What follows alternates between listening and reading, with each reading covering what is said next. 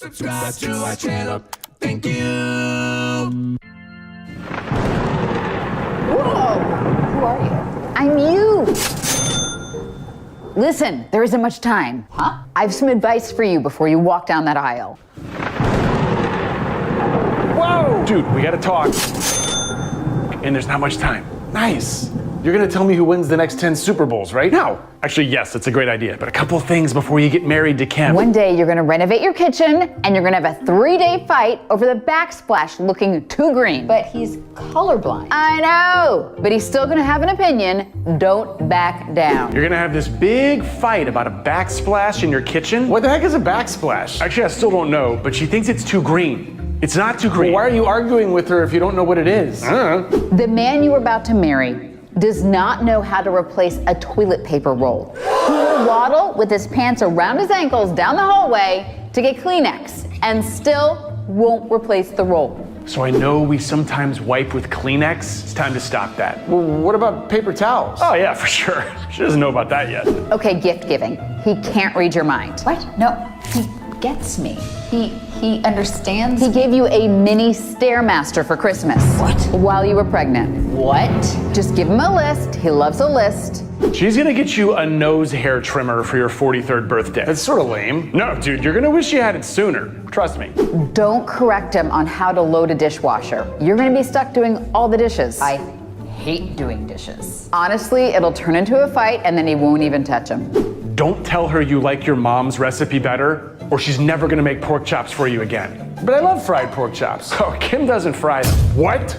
After kids, you're gonna pee when you sneeze. You're gonna throw out your back when you sneeze. You're gonna pee when you jog. She's gonna make you trim your eyebrows. You're gonna pee when you jump. You're gonna wake up before 8 a.m. This all sounds terrible. No, this is gonna be fun, but it's also gonna be hard, and sometimes you're just gonna wanna curl up in a ball. Really? Yes, and that man is gonna try to help. He'll screw it up, but eventually he'll figure it out. There are gonna be times when she's really bummed out. And I can fix it? No, you can't fix it. She doesn't want you to fix it. Repeat after me. Wow, that sucks. I'm sorry, honey.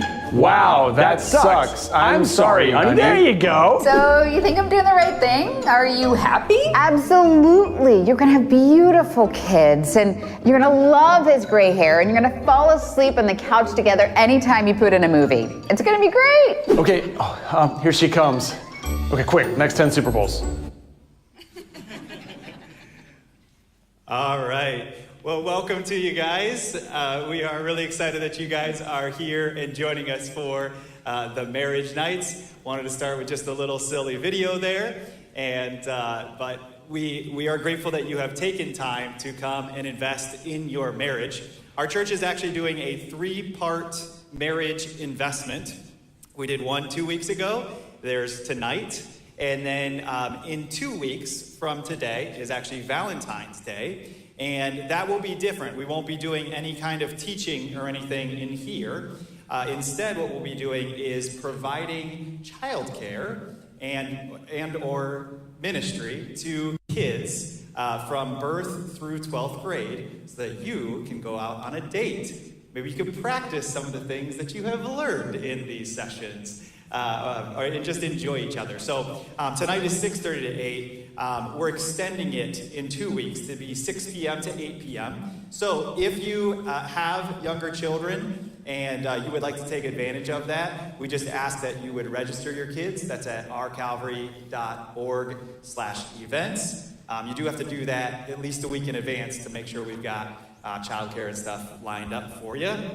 But for tonight, I wanted to let you know just kind of broadly what the flow is. We are going to have a presentation where we kind of learn and grow together. We'll take a 5-minute break, and then we will have a Q&A session where I'll kind of host that, and then our presenter for tonight will be kind of the primary answer giver, and then Pastor Bob will be up there as well to kind of augment anything as well that's said. So part of what's going to make tonight really helpful and valuable is for you to text in questions that you have as you are listening to the talk. So all the information is up there on the screen. It'll be up there as a QR code that you can scan. And we're going to be talking all about how to disagree well. So if you even if you don't have a question right now because you haven't heard anything yet, you can just load that into your phone so that you can go ahead and text anything in. And this is informal, so if you want to get up at any time, get some coffee, get some cookies, use the restroom, or if we're in the middle of talking about disagreeing well and you and your spouse need to fight, we do have a private room in the back. I'm just kidding. But I mean, I guess if you need to, you can. Okay, there is a brand new book that just came out by authors Josh and Katie Walters. And I thought this book was very, very helpful. And essentially the story is that she was not faithful in the marriage, and they worked really, really hard to rebuild that back together. And they talk about how they were able to do that, and to do that in a God-honoring way. And so it kind of has got 5 sections where it's like, start with you, take quitting off the table, allow others to be a part of your journey, and yield to vision. And I really think the last section essentially is really essential for all of us who are married, is to come up with our vision and where we're going and how we're going to get there. And so, you know how, like, always at, when you go to the wedding receptions, it's always like, who's been married the longest? And they always get, like, the big round of applause, as they definitely should.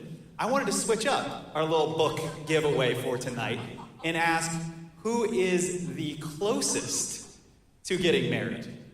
So, if you are engaged and here, would you raise your hand? Okay. And can you, wow, we got 1, 2, 3, 4, 5 couples. All right, let's give it up for our couples. Oh, well, young love. We love young love around here. Okay, when is your wedding date? We'll see who is going to be closest to today. Uh-oh, August. We got a disagreement already. You guys came to the right place. Are you automatically disqualified or do you automatically win? I'm not sure. August, September? August? Oh, I see. There was 2 answers. That's what threw me off. Okay, I thought they were like still figuring out when they're getting married. Okay, August, September. So August is the winner. July. Paul's in the lead. July after that. Oh, man. Sorry, Cam. And how about you guys? October. All right. Well, Hannah and Paul, you may come up and get your free book. And I did want to let you guys know that congratulations to you guys. Oh, see, we already hit your Kindle wish list, just like that. Making dreams come true, 1 book at a time here at Calvary Assembly. There is 4 or 5 more copies of that book. If that is something that you'd be interested in, you could just feel free to grab it on your way out or at any point tonight. You're welcome to help yourself to that. All right. I'm going to open us up in prayer, and then I want to introduce our speaker. But if you would just bow your heads and close your eyes. Lord Jesus, we're thankful for the gift of marriage, and we take it seriously, and we know it can be a lot of work, and it can be a lot of fun, but God, we are asking tonight that you would just come and you would speak to our hearts.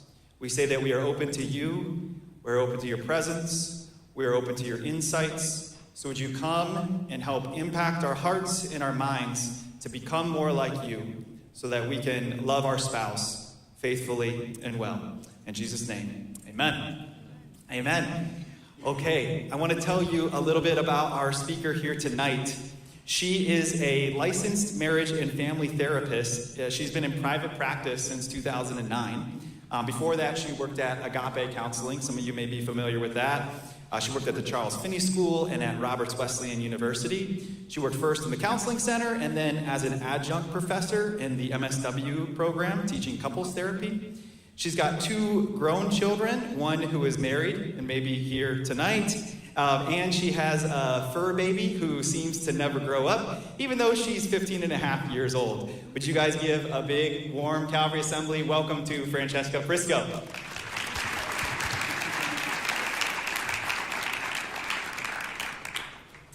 Good evening, everyone, and thank you, Jonathan.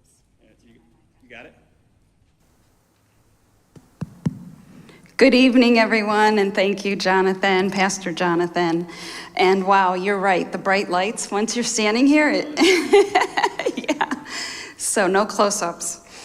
I wanted to just make a note about the comical video. There's that one sentence that says, wow, honey, that stinks. They used another word, but that stinks, I'm sorry, hun. That's empathy. You know, what that is showing that you heard and you're just validating that person's feelings, right? And it reminds me of something, so I'm gonna date myself here. There's a movie from 1992 called White Men Can't Jump, so probably some of the people in the room will remember that. It's with Rosie Perez and Woody Harrelson. But throughout the whole movie, Rosie Perez is telling Woody that, you know, she just wants him to listen, that he doesn't need to tell her what she's doing wrong and fix the situation, that, you know, just hear me, just listen. So he works on that during the whole movie. It's really funny. But then at the end of the movie, she's saying, it's like one morning, she's telling him how thirsty she is. And he's listening. And he's wow, you know, yeah, I get that. And he's asking questions to deepen it. And she gets angry because she said, you know, can you get me a glass of water? And he said, oh, I thought I'm not supposed to fix anything. So and she goes, well, you know, there's some, like, when I say I'm thirsty, I want water. So it's kind of like one of those things, you can't win. So, but again, my name is Francesca Prisco, and all those things that Jonathan said about me are true, and I'm honored and I'm privileged to have this opportunity to speak tonight. I really don't do this very often. I do speak to couples in my office all the time, but not in a large setting like this, so I'll do my best to impart, you know, what I know and what I do to all of you, and I just ask that God speak through me and that I do his will tonight. And actually, I'm very happy to see that you're all here tonight, because what that means is that you're investing in your relationship. And that's important. That's very, very important. And I don't think you can do too much of that. But if you're here and your relationship is doing well, then praise God. If it's struggling, then it's okay. Because what I tell everybody is it's never too late.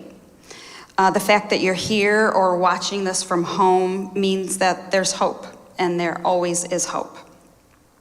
So, but as we move forward tonight, really the first thing I want to say is I want to challenge each of you to examine and measure your own attitude and your own actions, not your partner's, not the person next to you. It's very easy to do that, you know, because we see outward, right? So it's easy to see somebody else's actions and what they're doing. So I want to ask you to focus on yourself, because the more you believe that your partner should be different or change, the less initiative and responsibility you will take to change the patterns between you.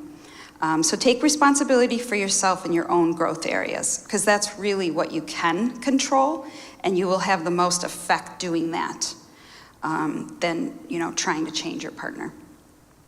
And if your partner's working on that, if you're each working on yourself, then that's your best chance at success and, you know, joy and happiness in the marriage. So, okay, so I'll go ahead and begin. But so as Christians, right, we're commanded to love one another. So what does that really mean in a relationship like marriage? You know, foremost, that means commitment to Christ and to the relationship. So first, I always say, you know, turn to Christ for help to address your problems. Basically, have you put your relationship first above yourself? Now, self-sacrifice in this culture is very challenging because it's opposite of what we're told and what's stressed, right? Personal fulfillment, personal freedom, self-care, that's a big buzzword, right? And I talk about self-care in my practice, because I also do individual therapy, so, you know, I know people shouldn't be ignoring themselves completely. And then self-protection, right? These are the things that the culture stresses, which can be very different than self-sacrifice. But often the main problem in relationships is selfishness. It's not necessarily the circumstances. Circumstances are a lot of the times just symptoms of deeper issues, which are the root cause. Pastor Bob's example 2 weeks ago when he talked about the couple that unfortunately divorced over toilet paper and peanut butter, I would guess that there was much more going on there. And I would guess that there was a selfishness going on there. And I'm not judging them. They probably just didn't know how to repair what was, and it just got worse and worse and worse. They probably got into a loop. And I'll talk a little bit about that later. So if you're truly committed in your relationship, then you're going to figure things out, no matter the circumstances. Lifelong relationships are primarily a result of commitment, both partners having a steadfast commitment to finding a solution together. So really, what was the commitment and promise you made in your vows?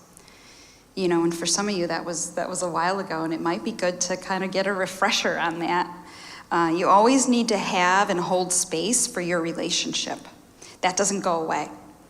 And your actions today supporting your vows? That's a question to ask yourself, not about your partner again. So commitment leads to lifelong relationships, but this doesn't mean that they are void of challenges, right? That doesn't mean you're not going to have challenges in your relationship. Disagreement is one of those challenges and what we're talking about today.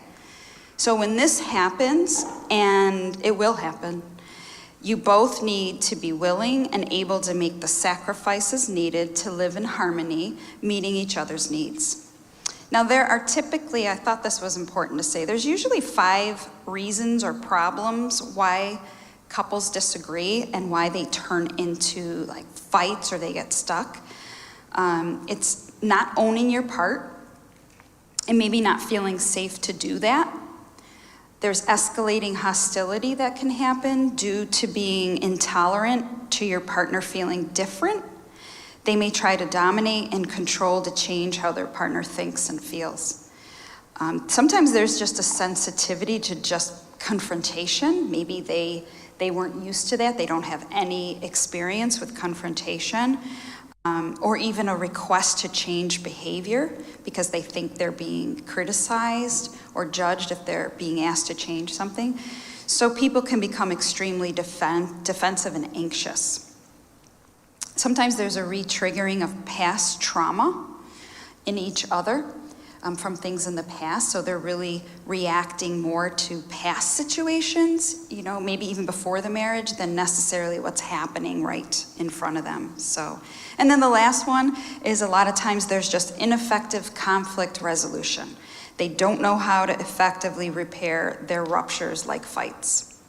And then they just get swept under the rug and the same things just keep happening over and over.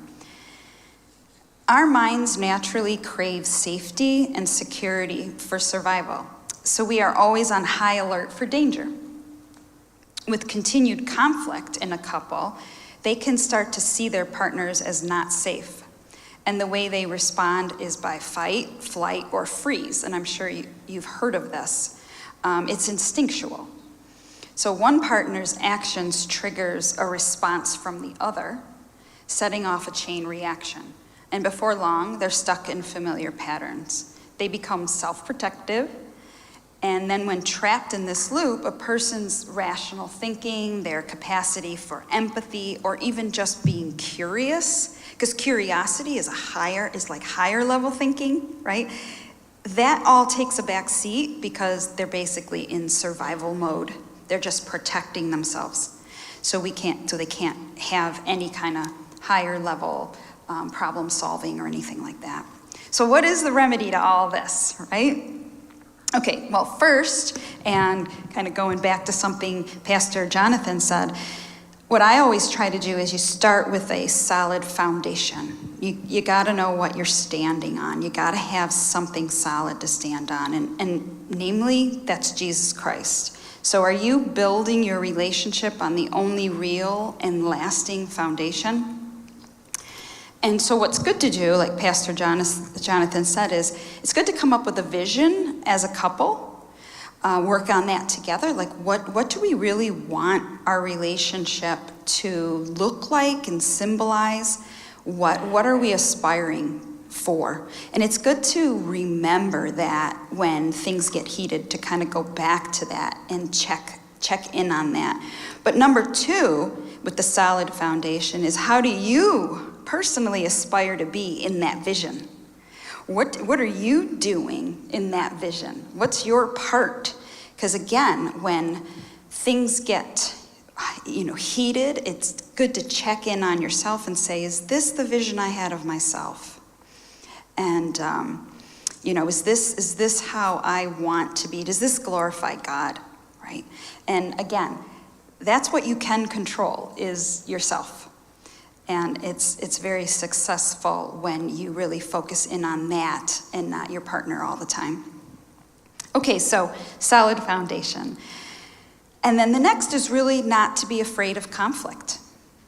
Just the word, right? The word itself, conflict. It sounds negative, right? And sometimes I don't even use the word. It's just like disagreement or difference of opinion, right?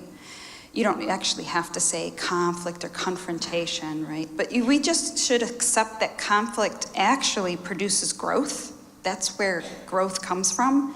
And then learn to manage disagreements that are inevitable. Really, what counts in making a happy relationship is not how compatible or agreeable you are, but how well you manage and resolve the differences and disagreements.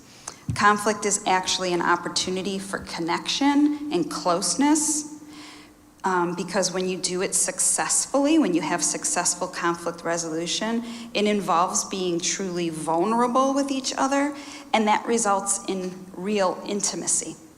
So not only is not only am I talking about like resolving conflicts and disagreement, right? That's one bonus, but really a bonus to all this is that you can actually get closer if you learn to do this well.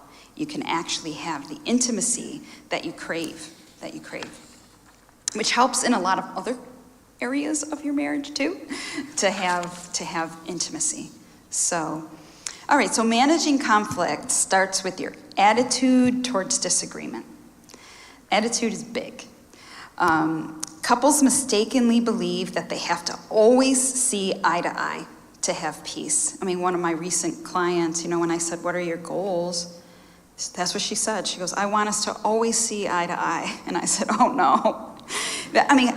It's like you're different people. One's a man, one's a woman. You have different backgrounds. It's just going to be so easy to not see eye to eye, right?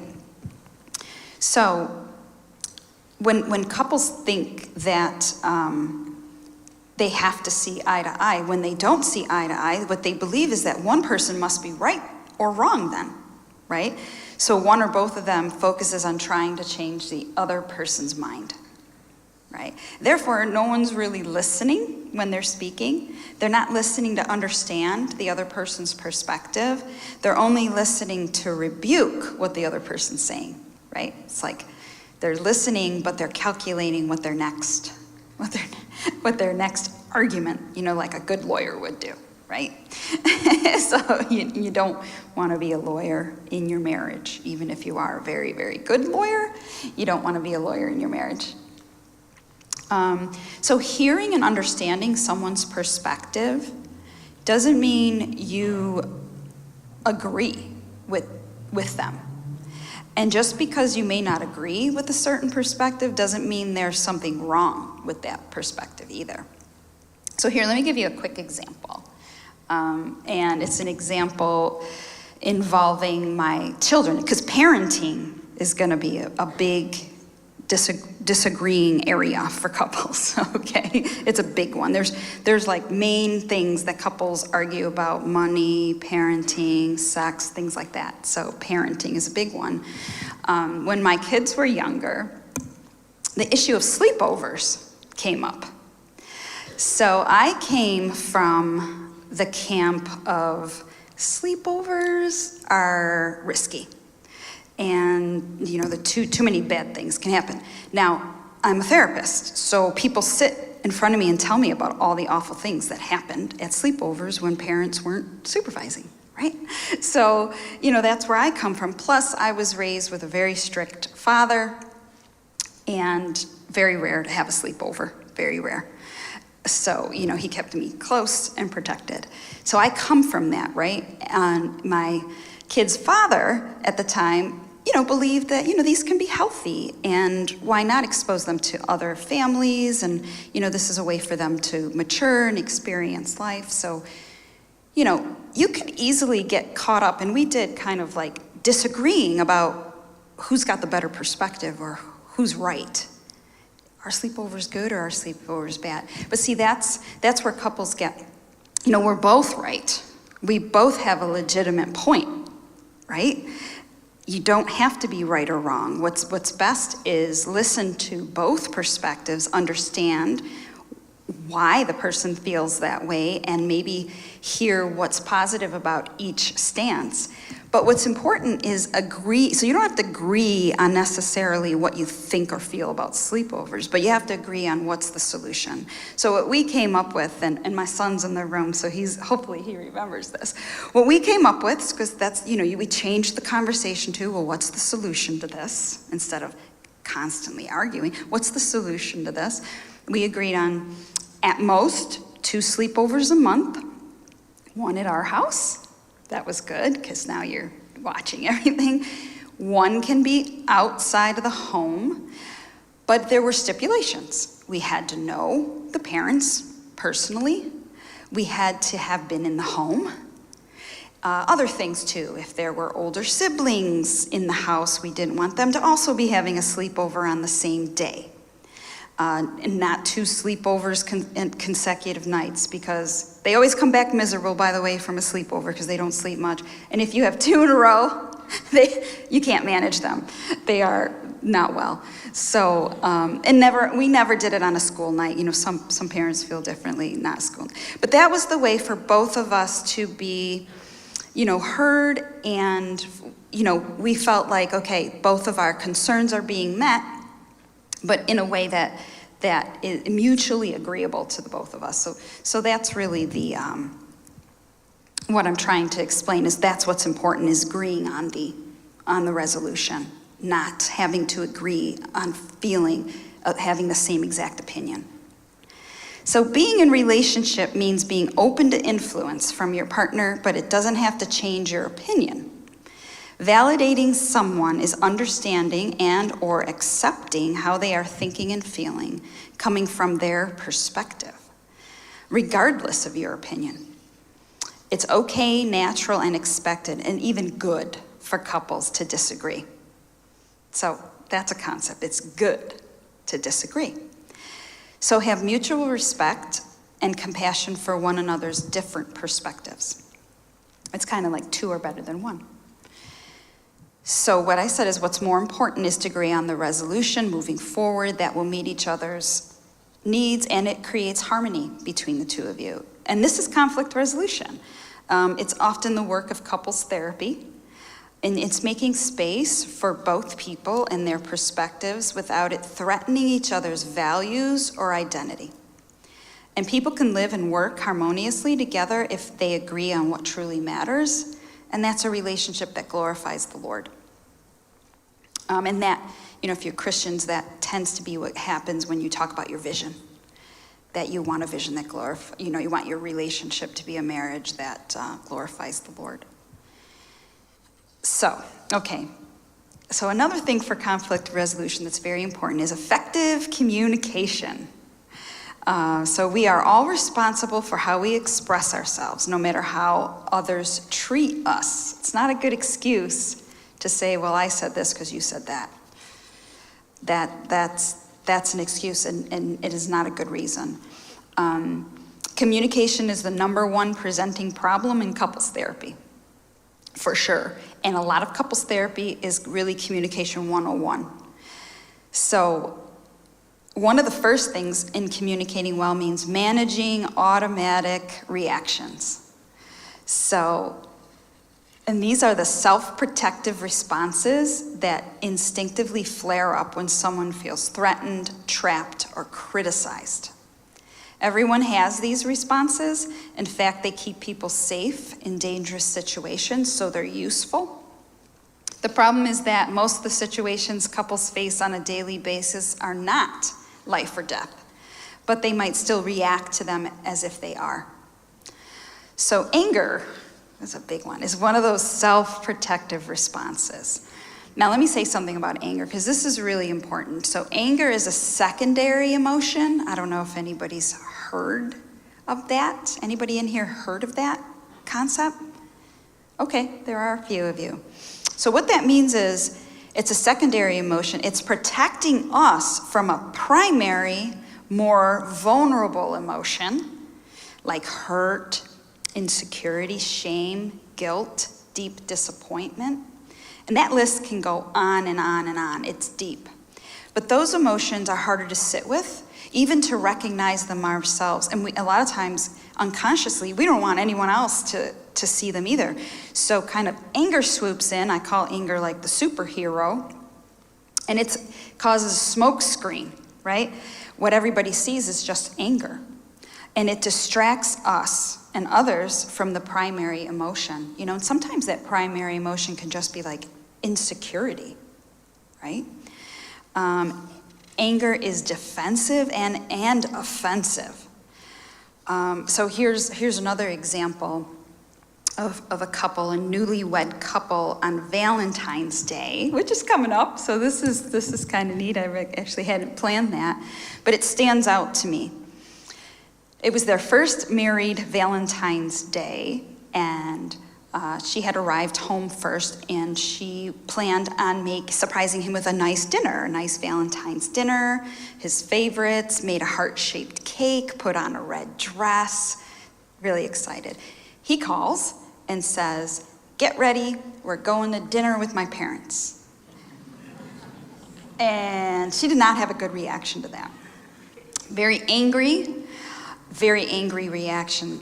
How unthoughtful of you, just all like name calling, and I can go on, but really the point is what was happening underneath is she was extremely hurt and actually felt a little insecure that maybe her husband wasn't like loving her or feeling the romance anymore like she was. And that's hard. That was kind of like scary for her to think like, wow, we haven't even been married a year and already you don't want to have like a romantic Valentine's Day. But if she would have been able to express those feelings like, oh, I'm hurt, or I'm feeling insecure, right? He could at least respond to those feelings. But instead, she was criticizing him and judging him and calling him names. So he reacted to that. And he behaved badly too with what he said in return. So that's the point with primary and secondary, and how anger is just protecting us. So really, my biggest advice is never speak when you're angry. Just zip it. And that's it's hard to do. It's hard to do because sometimes you got to get it out. And so like what I do is I write about it, just write about how upset you are. But what you'll find is when you calm down, you don't want to communicate any of those things you said while you were angry. Something you'll change it, maybe say it in a different way, but a lot of times I just wipe it out. I'm not going to say any of it. It's nothing useful. So the only thing really to say is when you're angry is I need a timeout to calm down and pray. And that's the time to explore what the primary emotion may have been. And that's what we need to communicate when we reconvene. So the advice that you hear all the time at weddings, never go to bed angry, is actually very misguided. I cringe when I hear that at weddings. Most people don't solve problems well when they're mad at all. Each person just gets more and more furious, and they become overwhelmed with emotion. They experience something called flooding, which is a psychological response that leaves your heart pounding, your concentration is compromised, and there's no ability to resolve arguments fairly or amicably, right? Instead, sleep on it. Conflicts are best dealt when you have calmed down and well rested. At night, just focus on what's good about your relationship. Then no matter what, even if either of you are angry or exhausted, kiss or hug goodnight, whichever one you feel you can do, because that honors the relationship and it honors Christ to do that. But conflicts do need to be dealt with timely, though, to make sure disputes don't get swept under the rug and then just keep reappearing, but just not at bedtime. Just not at bedtime. Because you'll be up, couples are up all night, and it's not good. It gets worse and worse. You don't, then you're tired and miserable the next day. So, not good. So, setting weekly check-ins with your partner can help make conflict resolution easier. The Gottman Institute, which I don't know if anybody's heard that, they're a couples institute, they're very popular, but they call this the State of the Union meeting. And I'm just gonna give a quick little summary. I did give Pastor Jonathan a link if you just wanted to know more about that, but the Gottmans can like really draw it out. They could really draw it out. I don't know if you heard me, but really it's kind of simple. It's the first part is you share appreciation for each other and aspects of your marriage that are working well. And that sets a tone to not forget the positive things, to always remember them. And you want to reinforce it. Like if you like, hey, he's making me coffee every morning. This is wonderful. Like, let them know. Like, you love that, right? That makes you feel loved or thought about, right? So that should always be a part of the weekly check-in. And then second part is then to address the areas of conflict or the areas of improvement in a productive way. When you make these regular, it helps keep you both feeling heard, understood, and appreciated, and it prevents issues from building up. Like a dam, if you think of a dam and the way water builds up behind that, when you finally talk about it and you let it out, it comes out way too hard. Whereas if you're having the weekly check-ins, it trickles out just like a stream, and it's softer and easier to handle.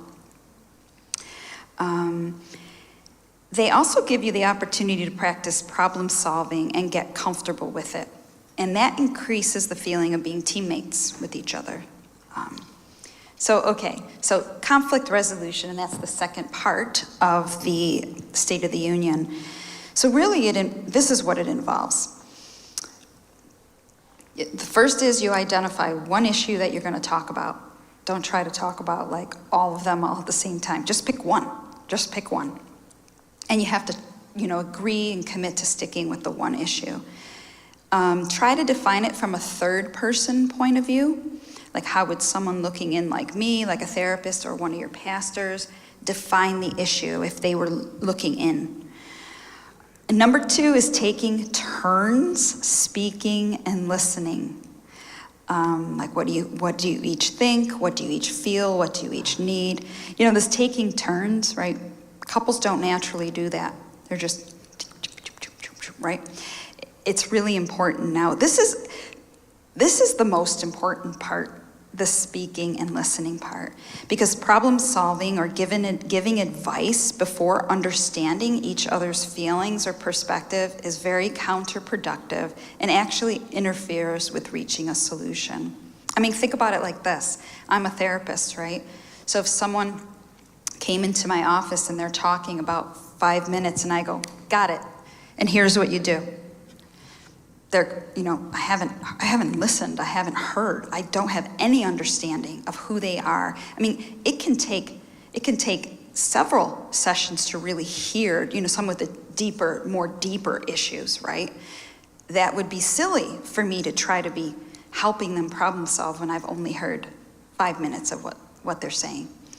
And it can be really misplaced and do more harm than good for me to do that. But this speaking and listening and taking turns, it's also important because this creates the opportunity to be fully heard to be fully known and fully accepted by your partner. And this is what leads to genuine intimacy, that closeness and connection that couples crave. You know, it's why we get married, right? That's the fruit of relationship.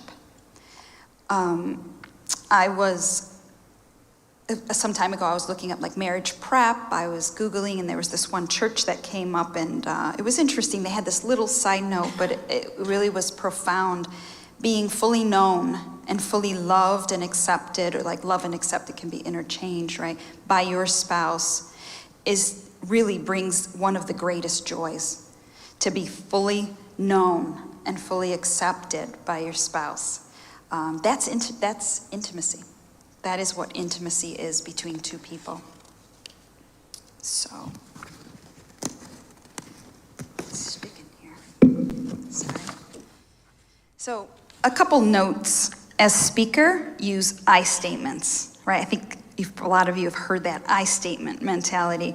You use that to express your thoughts and feelings without blame, criticism, or judgment, right? Keep it about yourself.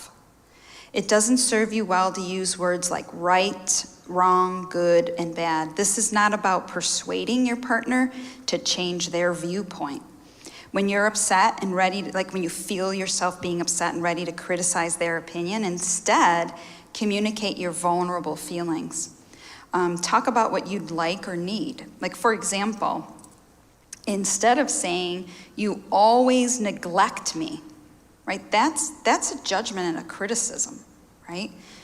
You always neglect me by being on your phone all the time, right? Instead say, "I feel neglected or uncared for, or, you know, not there in the room, or not appreciated," right? I feel neglected or not appreciated. That's speaking vulnerability when you're on your phone, right? You're using a very neutral, like when you're on your phone, that's it. You're saying, but this is how I end up feeling. It doesn't mean that person is purposely doing that to you. It's just how you end up feeling. They're not intending to do that.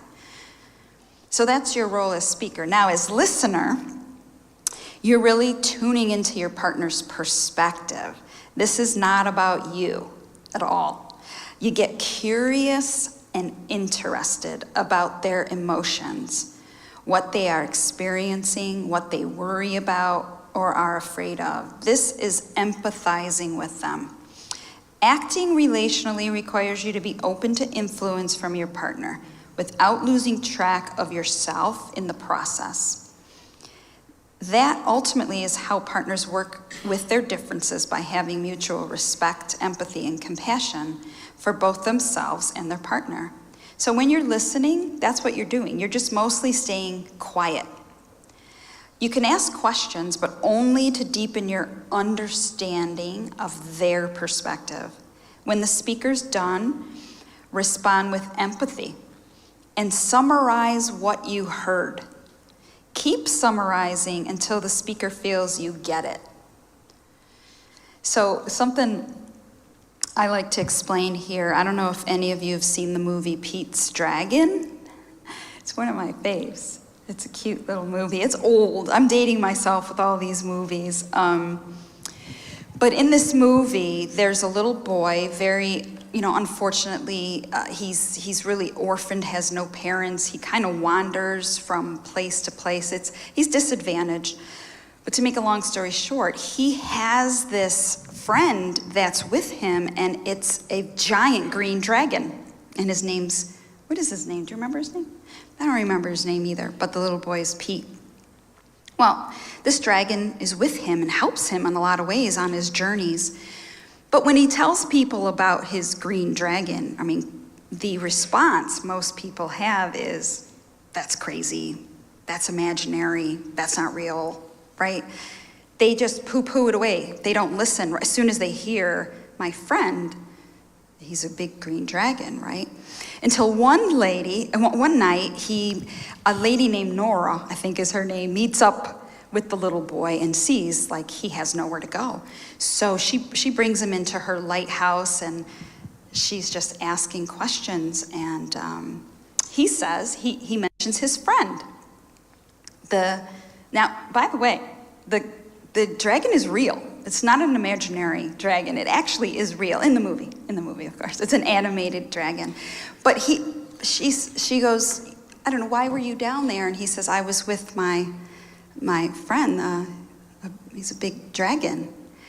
And she goes, it was my favorite part. She goes, that's interesting. And he tells her a little more.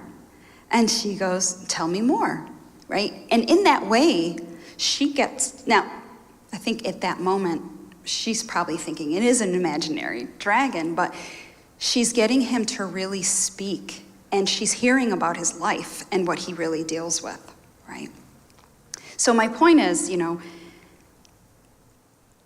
she was interested and didn't just dismiss what he was saying. And really, this is like when I hear that, the reason it stood out to me is in my office, that's what I need to do. I'm interested and curious in someone's experience of being a human being. I'm interested. I'm often want to hear more. I don't think they're crazy because what they're saying. I don't dismiss it as not true. It's true what someone's feeling, right? Someone's experience is just true. So that's what I'm trying to say to you, is to try to get into that curious, interested role with your spouse. And then number 3 is, then after you've really truly heard one another, then you brainstorm options for a solution. And here's an example. So when we are having dinner, can you please leave your phone in another room? Don't presume you are entitled to it. Just simply make a request or a suggestion without criticizing them, using sarcasm or contempt. Then you pick the best option that meets both of your needs, and you commit to implementing it. And then it's good to set a time to evaluate the effectiveness of the solution. So some last notes that are important: take breaks. This is a good one, which like a timeout. If you find that you or your partner are becoming flooded when you're speaking, then take a timeout.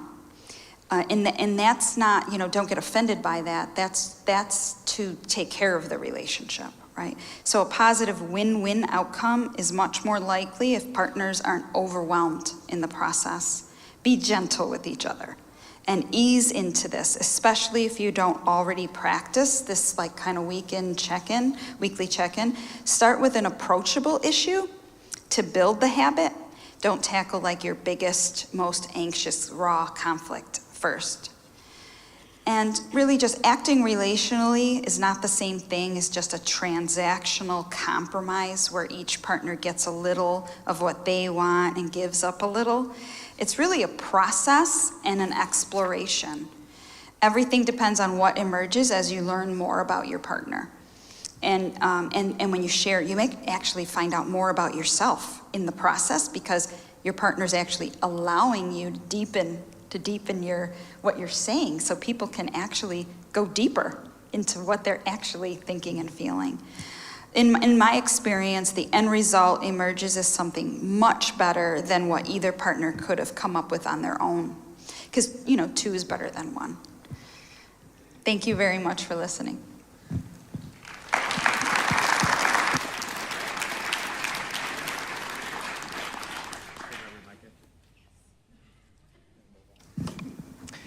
Well, thank you so much, Francesca, for sharing with us. You've given us so much to think about and digest, and that is very helpful because there can be little nuggets that different ones of us can take from tonight. So very much appreciative of your time and your presentation.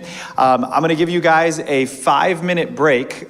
Your only assignments at the break are to refill your coffee if needed. You can use restrooms if needed. And the other thing is, if you haven't yet texted any questions, I would encourage you to do that at this time. The other thing that I don't think I mentioned earlier is you can upvote what questions you are most interested in seeing or hearing, and that'll allow us to hit the questions that most people are interested in. And so we will get started with that in just 5 minutes. Take a little break, and we'll get started in that in just a minute.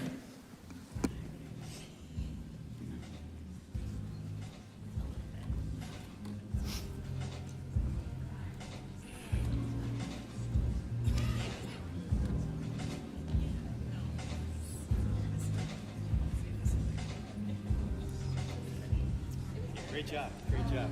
Yeah. You're okay. The story's just. No, it's okay. They're good as. No, they're helpful. You can't just not do it all the time. The story is very helpful. It was good. Just now, I got picked up in the live stream. No, he used hers. But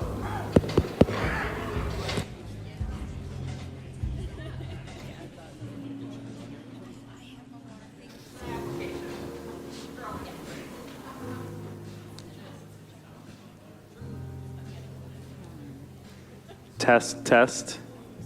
Okay.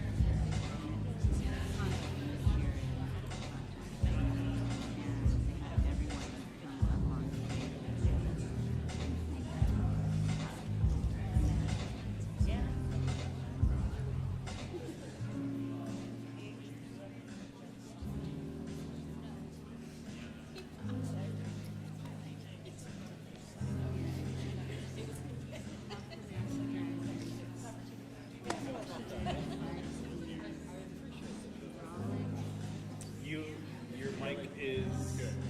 Should be good, right? You shouldn't need me. I literally, I am back. Yeah, and then I'll check my sounds. Yeah, I am back. At, like how easy of a fix it was. You knew it was gonna be that. No, it's good when you're not around and stuff. But yeah, I got you.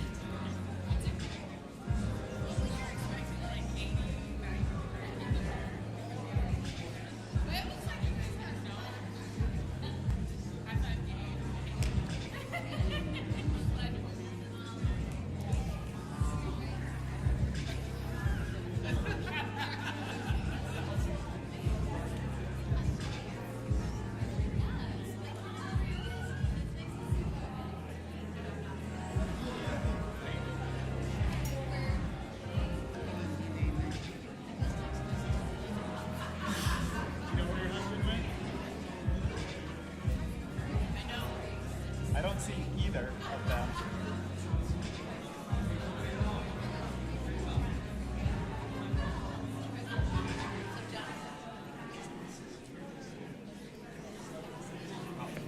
All right, Francesca.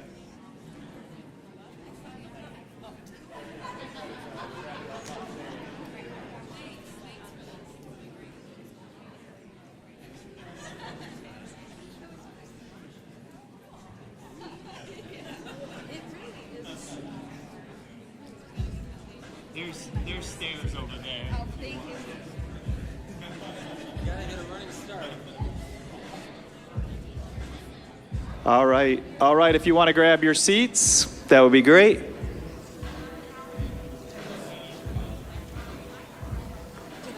that my mic 5? Yeah, that's mine. It does. You can kind of. Yes. Yes. It is. It is. You can kind of read ahead a little bit if you want, but it's kind of hard to see there. So. That's okay. Yeah, just go off the top. All right, everybody. So thank you again, Francesca, for sharing. And yeah, what we really wanted to be able to do now was just be able to answer some of your questions that you guys have text into us. And so yeah, I would have you be kind of the primary answer giver since we're grateful for your time. And then PB, you can augment as the Lord leads. Augmenter sounds like a new movie series. Oh. So wait, hold on. Is this on? Yeah, you're on. You're good. So PB and J? PB and J, you got it. That's great. You got it. That's great. Dynamic duo. All right. Okay, so this question comes in. What if you feel like you are consistently the one making the sacrifice of your preference and your spouse is not ever or rarely reciprocating of that sacrifice? What do you say to a person who's feeling that way?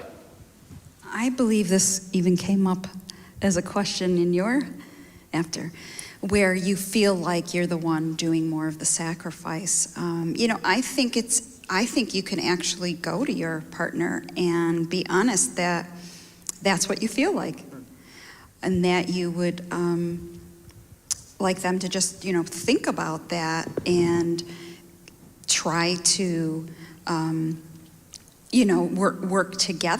work together in and instead of it being feeling more one-sided. Yeah, I think that's fine to just approach them and say, this is how you feel, and ask them to be more mindful of that. A lot of times they just don't realize it. If you ask them to step up more, a lot of times I find that, couples want to. Yeah, and I think even in a situation like that, being able to articulate your heart, that it's like, I'm not doing this to attack you. I'm not saying like you're not trying at all, but this is how it's feeling for me. And maybe you have a couple examples or something like that. And then, but I think too, even within that conversation, or if it's a come back to that conversation later, to be open to hearing and listening to the other person's side, because we have our vantage point. And I remember something Pastor Bob taught my wife and I in premarital counseling 15 years ago now. But it was like, you're always gonna feel like you're doing more of the work. And that was a very helpful thing for me, because it was like, there's just seasons where it's like, man, it feels like I'm carrying way more of the weight. And I know my wife feels that way probably all the time, and that's probably actually the truth. But like, you can have that vantage point. It's not even like we're aiming for 50-50, but so whether it's about workload or whether it's about sacrifice, I think that having that openness is key. And what I find is a lot of times when one person says that, the other person says they kind of feel the same way. And they can give an example where they'll give an area where they're doing more and sacrificing more. And the other person gives the example where, right? So then they're, oh, okay. Because like I said before, it's easy to look out and see a situation outside of yourself, right? And that's why it is good to get good at having those open conversations to say, oh, okay, I see. Yeah. One of the recurring things that came up both of the marriage nights was talking about having a vision as a couple, and I think that's really powerful. And like I said, that book could be a helpful resource and tool for any of us here. But somebody asked this: can you give an example of a couple's vision? I think they're looking to like put some more legs to it. Like, what does one of these things actually look like practically? Okay, well, they're very different.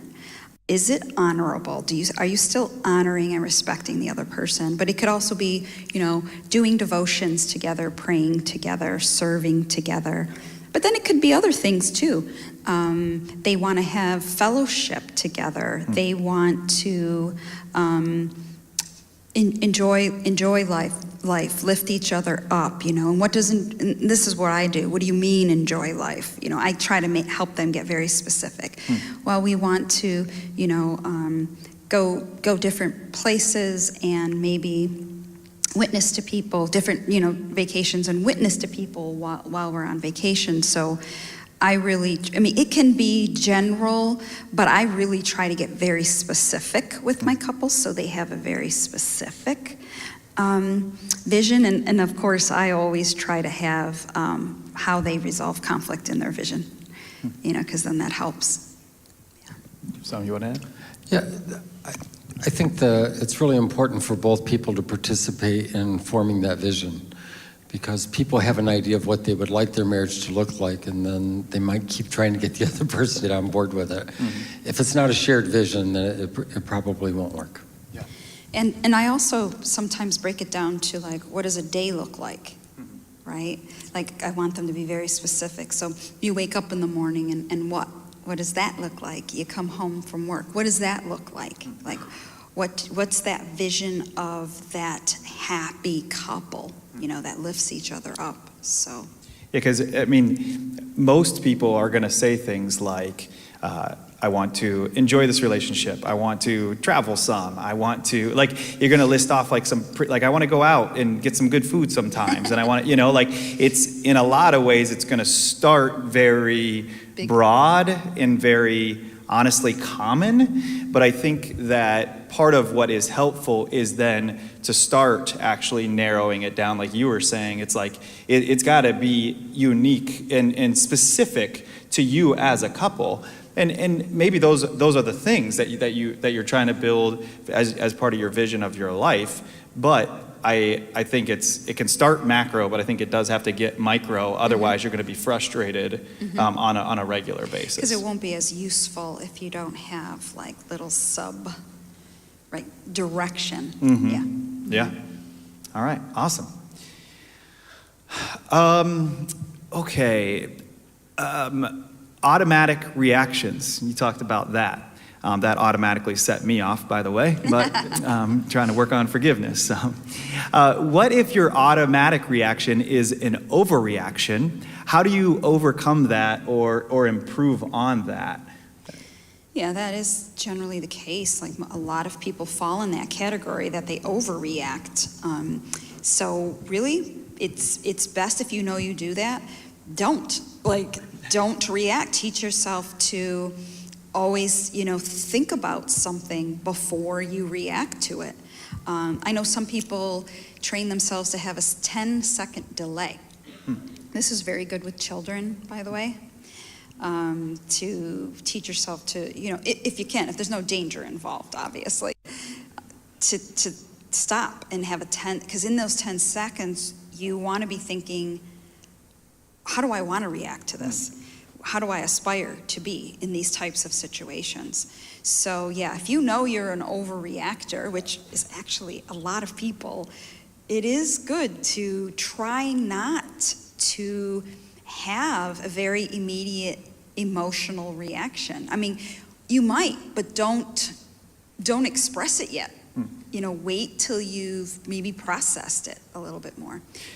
Yeah, well, I was going to say, like, one of the things you were talking about from a psychology perspective is that flooding, like, it comes on really fast. Like, sometimes you might even like physically feel it, or you get hot, or whatever. There can sometimes even be a physical reaction to what you're emotionally feeling. But that lasts for a pretty short window. Not that the frustration or the anger just like dissipates, but in that 10 seconds, or or saying like, let's pause, I need to think about this, let's come back to it. And I thought the other thing you said that is just crucial is setting the time right then, like, this is when we're coming back to this, as opposed to like, at some point we will, aka never, because you don't want to, it's an uncomfortable conversation. But I think to say, like, we're gonna pause this, we're gonna come back in an hour, once the kids are better, whatever the situation is. You're right. But I do think that even just that short-term fix of like, all right, this flooding comes on to me. All right, right now I'm going to say something that I feel and that I think, but that is not how I want to express myself. And so I think that there's a lot of good wisdom in that pause. And you could be breathing in those 10 seconds, deep breathing, which will bring that flooding down. And you can even say, like, give me a second, Yep. And if you've pre-talked about these things like you talked about, like, you've worked on it when it's like the stakes are really low and easy. Then when stakes feel now higher, Now it's like I've gotten some reps under my belt that I can actually do this. Right. That's good. Do you have any advice for when the person seems to give no response at all? And they might even feel superior because they're not overreacting, but there's no reaction. Like how do you bring them into the conversation? So that's another one of those automatic responses. So some people react in anger or overreaction, but there's others that their reaction is to go quiet and they retreat because they can't handle conflict at all. And that's not good either, too. So that's them needing their time out, too. It's definitely... they are having a strong reaction when they're very quiet or go inward, retreat inward. It's still powerful, but I think they're needing time because some people work differently. Some people actually like very cognitive. So I don't know if any of you have heard about the Enneagram. It is a Christian kind of like, it's not really like a personality program. It's about how we react to the world. But so I am a 5, and 5s tend to think through their feelings. Pastor Bob doesn't know this, but he's a 5 as well, I think. Yes, so it's And like part of the rules of Enneagram is you're not supposed to typecast other people, but I definitely just typecast Pastor Bob. But if you knew, like as an Enneagram 3, that's kind of like how we're wired, so, I guess. Yes, I took an Enneagram test, and they never got the results back to me, so that has not been confirmed. But right, so 5s can be just very analytical, and we want to analyze our feelings before we speak. So I'm very animated, so people are surprised when I tell them I'm a 5. Yeah. But I think the animation is my Italian heritage, right? So it balances out my 5. But I'm very much, I want to think about something before I even say to myself how I feel about it, right? It's, so I do to myself what I do with my clients. Yeah. I'm interested. Let me think about this more. But you're right. For some people, they don't like that. They want to know right away. They have to work on their patience, right? Yes. They want to hear more from you. I think sometimes it can get chalked up as that's your true authentic self. Whatever you're feeling right away, that's who you really are. I'm not so sold on that. Like right. that might be what you're feeling in the moment, but that also might be the poorest version of yourself too. Right. So maybe it is the real you, or the sinful you, or the whatever. Right. But like let's take a second here. I think that's really wise. All right, this is in the same vein too. What advice would you have for a couple that views taking a break differently? One feels like it's going to be really helpful, but the other is like, let's address it. Let's get all the things out on the table. Let's talk this out. What would you say to a couple that wants to resolve things in a different timeline? Right, and I hear this a lot, that sometimes from past, like trauma from the past is being triggered when their spouse walks away. They feel abandoned. So that's something to work through sometimes, to say, this spouse isn't that person, and really trying to explain that this is a positive thing. If someone needs a break, to try to tolerate that it's okay, it doesn't mean anything negative, and to work on their own patience. And that's the time that they can actually work on themselves and really explore what am I feeling. So when you come back to the relationship, you can be very prepared. But yeah, it really like helping yourself realize that this is a planned, planned life jacket for the relationship, so we don't drown in the argument. It's okay, we're going to plan to take these timeouts. This is because we're trying to be loving and gentle with our relationship. It's not about abandonment. It's not about not caring. It's actually caring very much about it. Yeah. Awesome. All right, so what do you advise when anxiety is paired with anger, making sleep for one or both of the partners a challenge, or it's like they're staying up all night kind of a thing. What do you do when Yeah. you've got, two things Yeah. existing at the same time there? Actually, that was one of the primary emotions I wanted to mention, that anxiety is definitely a very common primary emotion that just comes out like anger. So then people, because if your pattern is, you argue and you're not resolving it, and then you have to go to bed because you're probably fearful of what that means, right? We haven't solved it. What does this mean about our relationship? What is that person thinking now? Are they not loving me? Is this going to be bad? Like, there is this fear that people have. If we don't solve this right now, this is going to be bad for the relationship. And that's just not true. It doesn't have to be that way, especially if there's this agreed upon break or timeout that you take, especially at bedtime. But you can, rather than breaking abruptly, you can say, let's say one thing about each other, about the relationship that is positive, and still, some couples say, even though they're angry, right, and something's not resolved, they can still say, I love you. And, because you can be angry and still love the person, and they still say, I love you, we will resolve it, we will talk about this, and go to bed. It's really changing the habit. And if you can change the habit, you then can change, how you're feeling, and then hopefully be able to sleep, because it is important to be able to sleep. Yeah. Amen to that. Yeah. Yeah, Pastor, did you want to add something? I think sometimes we take our cues from the shows we watch online and on TV, and they seem to resolve their conflict in 25 or 55 minutes. And there are some situations in life that are just more complicated than that. And you and your spouse are not going to resolve that issue in a single day. And the good news is you don't have to. You are committed to each other for the rest of your lives. So if this takes a little while, that's okay, because you're both working in it together. If you've got to get it done in 30 minutes, you probably won't make your best choices. Right. And the other thing I wanted to mention is, I talked a lot about resolving conflict. There are some conflicts that you're going to learn to manage well as a couple. So there could be situations where, there's always going to be a little conflict, but you can accept that and manage it better and not have it be divisive.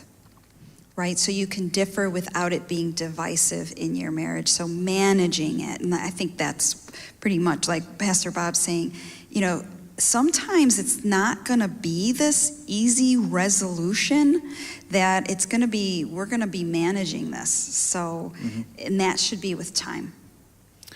I even think within this too, to your point, Pastor Bob, I think one of the most comforting things you can even verbalize to your spouse, if it's like right before bed, things are still tense, they're not resolved, is to say exactly what you said, which is, I'm not going anywhere, I'm here for the long haul, we're gonna work this out, let's get some sleep, but we're gonna be good. I know we're not right now, neither of us are feeling this, but we're here for the long haul. And I think even sometimes just one partner being able to express that for the relationship can take off a lot of the anxiety and can take off a lot of the weight and can result in better sleep and rest. And then that results in the next day being able to actually have a fruitful conversation.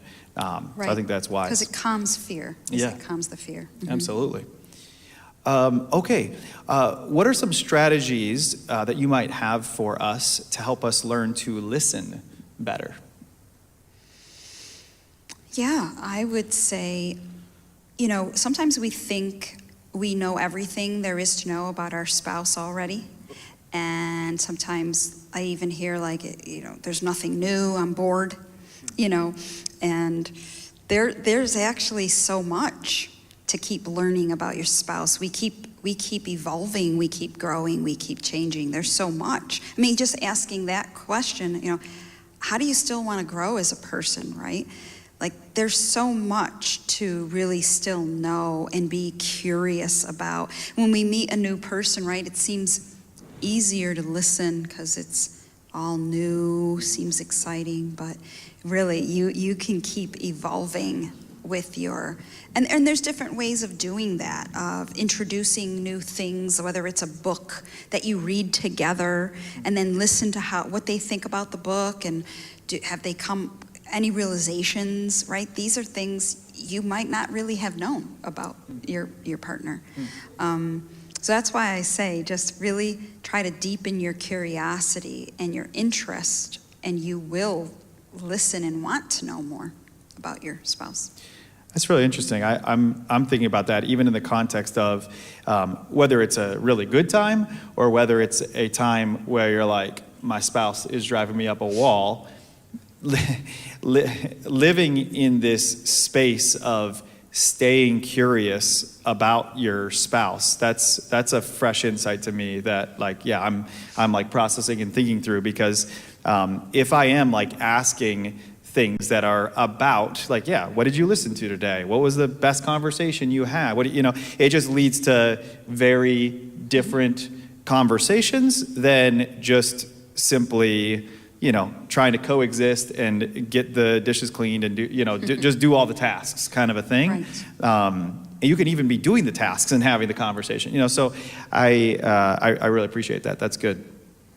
Yeah, I think asking questions really helps. And then I do think that we get into routines in life, and so we tend to do the same things day after day. We don't really go much deeper. We just keep going over and over. So there are people who've been married 20 years, but they've really been married 1 year and they did it 20 times. And it's better to go a little bit deeper, but you do that through questions. And there's all kinds of things you can think of that will work like this.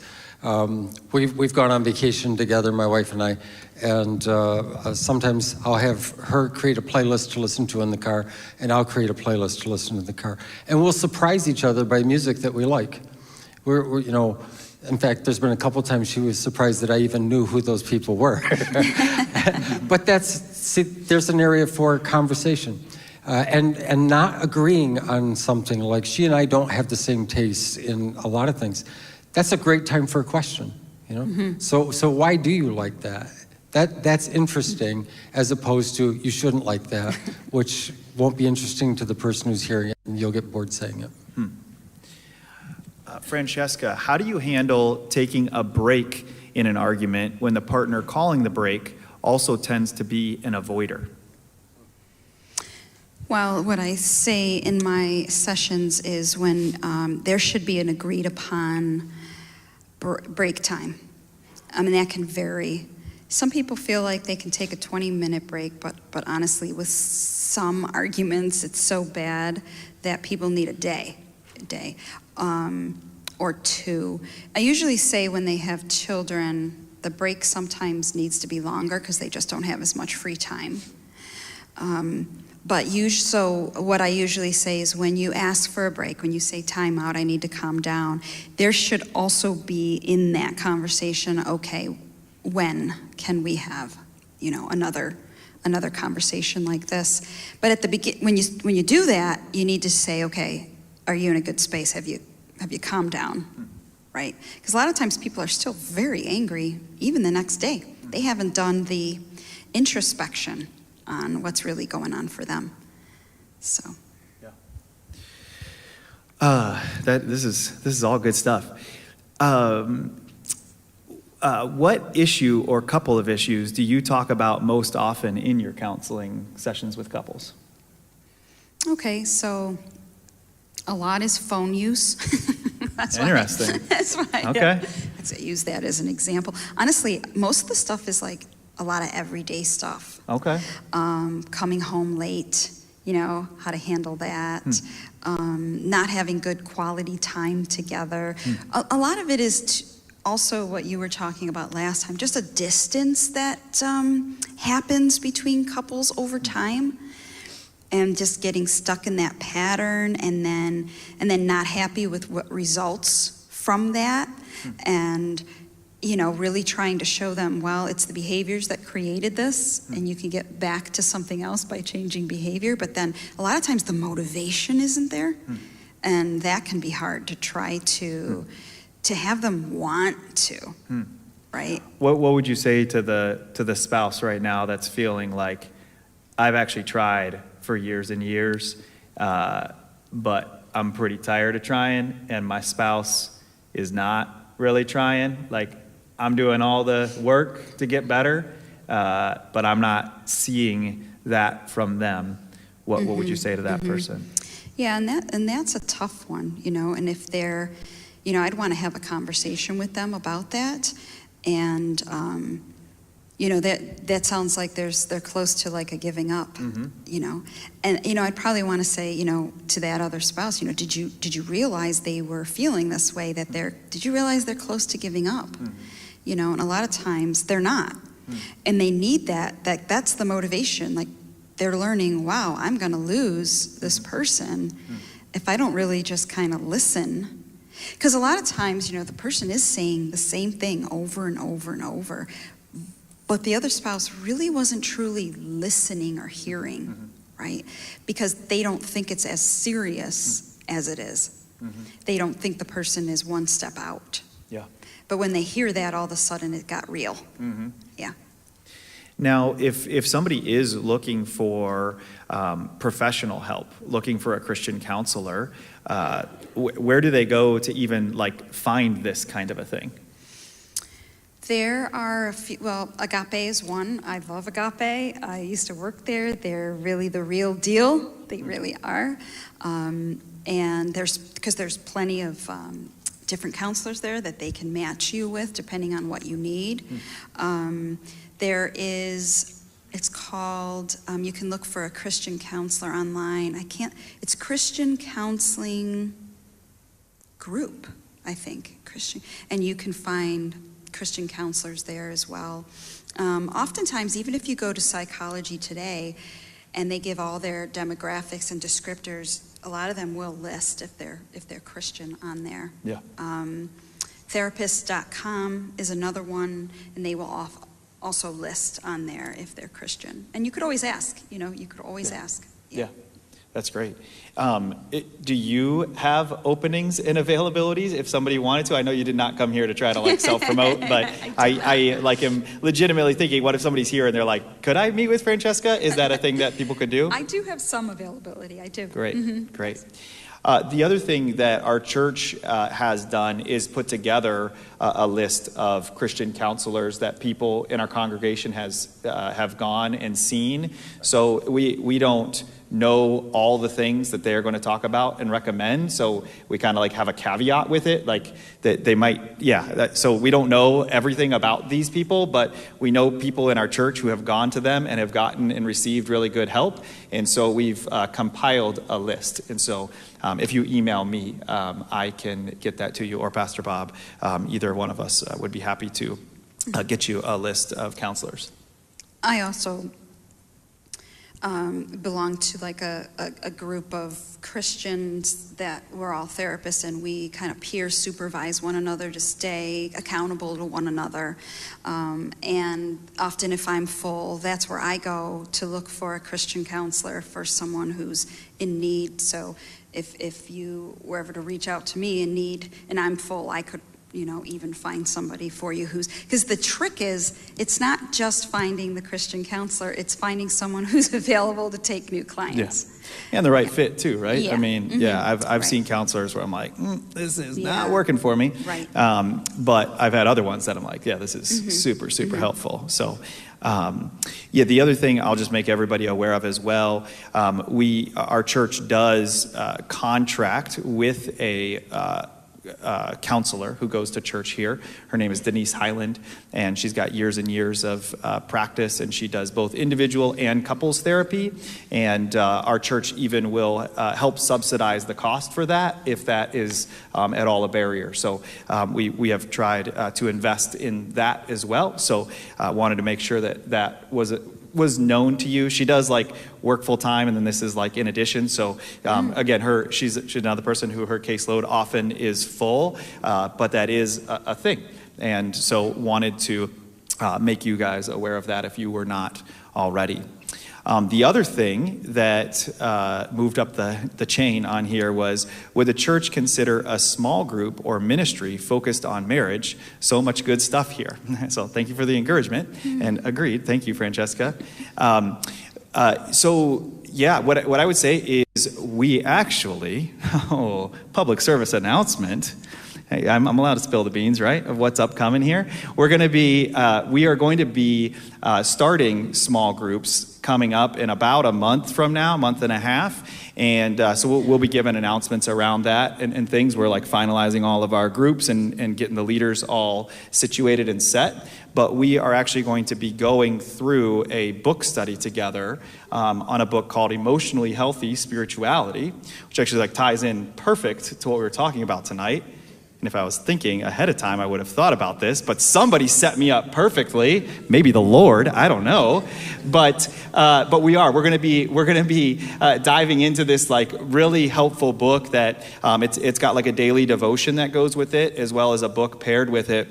That really just talks about dealing with our emotions and how our emotions affect our spirituality. Our whole staff did this together a few years back, and it was just super helpful for even how to relate with each other and what could trigger us, all the things. And definitely want to encourage you to take that step. We're not segmenting out by every different demographic. We really try to encourage diversity of kind of all kinds, and including ages and single and all of that, and see a lot of value in that.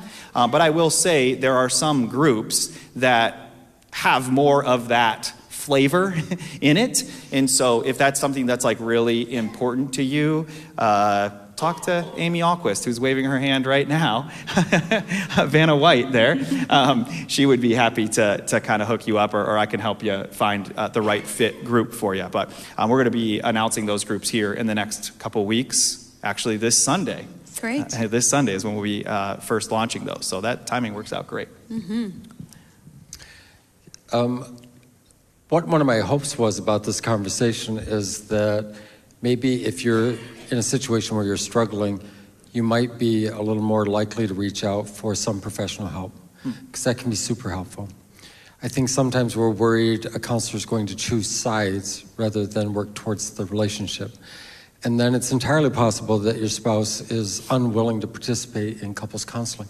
That doesn't mean that you can't go to a counselor for yourself, because if you get healthier and you get better, that's automatically better for the marriage too. So I think that can be a good step forward. Awesome. Mm-hmm. Well, can we all say thank you to Francesca for using her time and talents and wisdom to bless us tonight? My pleasure. Thank you. Thank you. Pastor, if you would close us in prayer, that'd be awesome. Father, our heart craves intimacy, and yet there are parts of us that seem to war against it. It's not on purpose, and it surprises us when we do it. We're grateful for wisdom in your word and the wisdom of counselors that help us move towards intimacy rather than away from it. Just ask that you would use this conversation tonight maybe to start some more conversations at home. We thank you for that in Jesus' name. Amen. Amen. Well, guys, you guys are dismissed for the evening. If you want further conversations with anybody from our pastoral team, I also want to say that as well. We are open and available and here to support you guys. Thank you guys so much for being here. And can we give one more round of applause for Francesca? Thank you, guys.